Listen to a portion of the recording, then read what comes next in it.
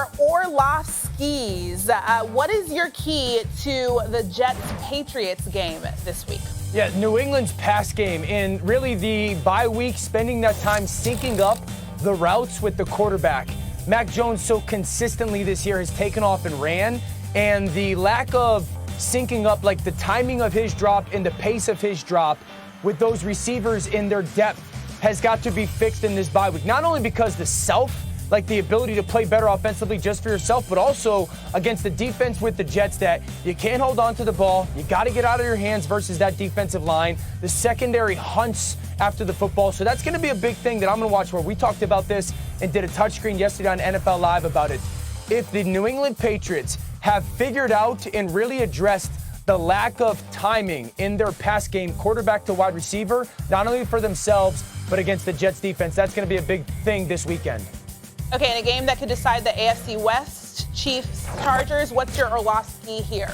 Yeah, how the Chargers defense handles Kansas City's multiple, not single, but multiple tight ends on the field. They use Travis Kelce a ton, obviously, but two things that stand out. Number one, they use multiple tight ends, meaning 12 personnel, so 2 tight ends on the field, or 13 personnel, 3 tight ends in the field, 4th most in the NFL. That was shocking when I started to watch the tape and then kind of pair it together. Kelce's a big part of that, obviously, but Noah Gray as well. And then also, when they are in that 12 personnel, that multiple tight end usage on the field, no quarterback in the NFL has thrown more play-action passing touchdowns than Patrick Mahomes in that. So how do the Chargers handle those multiple tight ends? Do they treat them with big bodies and try to stop the run, or little bodies and try to stop the pass? If they don't get that figured out, Kansas City wins this game. All right, let's keep things going in the NFL. The Buffalo Bills host the Browns in what should be a very snowy one on Sunday. The Bills coming off their second loss in a row, with quarterback Josh Allen throwing 4 total interceptions in those losses. He has 6 interceptions the past 3 weeks and is leading the league with 10. Here is the quarterback on his recent struggles. Just keep shooting. I'm going to have the same mindset in terms of, being aggressive. But again, Coach Dorsey talks about it, smart but not conservative. So just trying to get back to that, and again, just go out there, play freely, not try to make a mistake, or not try to not make a mistake. Play football and be the quarterback that I know I am. Allen also had a fumble in the end zone at the end of regulation on Sunday. Dan, will these turnover issues keep the Bills from the Super Bowl? Absolutely not. I think that we have all made a bigger deal, or too big a deal, out of these interceptions.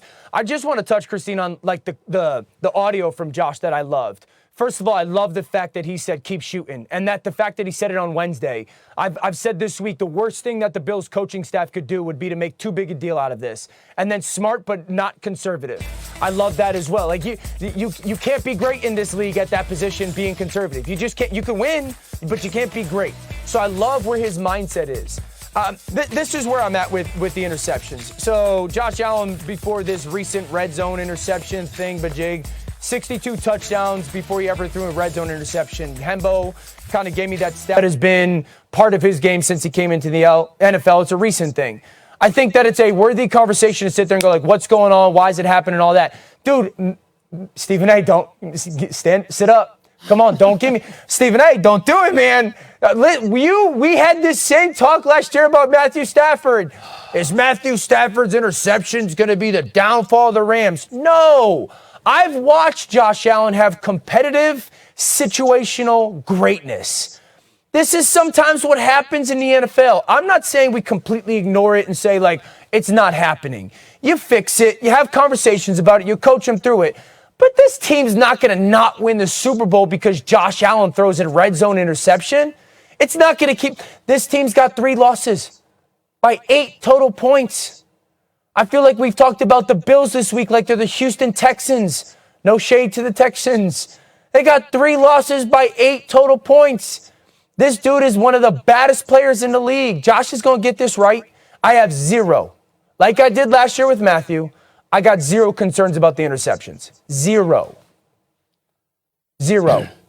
I applaud the slickness in your diatribe. It's very slick. Can we get you to define diatribe?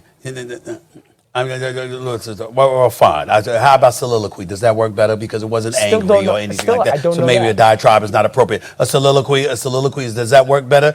Just speaking extemporaneously, off the cuff, and being a bit loquacious in your explanations. Does that work for you? All right. The fact of the matter is this. Here's the reality of the situation. I said just sit. Yeah, that means talkative. Look it up. Here's the point, Dan Orlovsky. Yes, sir. You're talking, and everything you said, and then you couched it at the end by saying, it'll get fixed. The whole point is that, okay, fine, I believe that too. But it's important to point out, what you don't understand is you were sounding like you can continue to make those mistakes and you'll win. And I'm saying, no, they got to get fixed. Do I believe they will get fixed? Absolutely. Do I believe in Josh Allen? Absolutely. I think he's a stud. He's clearly one of the top 5 quarterbacks in the game. He is something special to me. Okay. I firmly believe that. But you can't make these mistakes. You can't make these mistakes with Patrick Mahomes in your division. You can't make these mistakes the way Tua Tagovailoa is playing.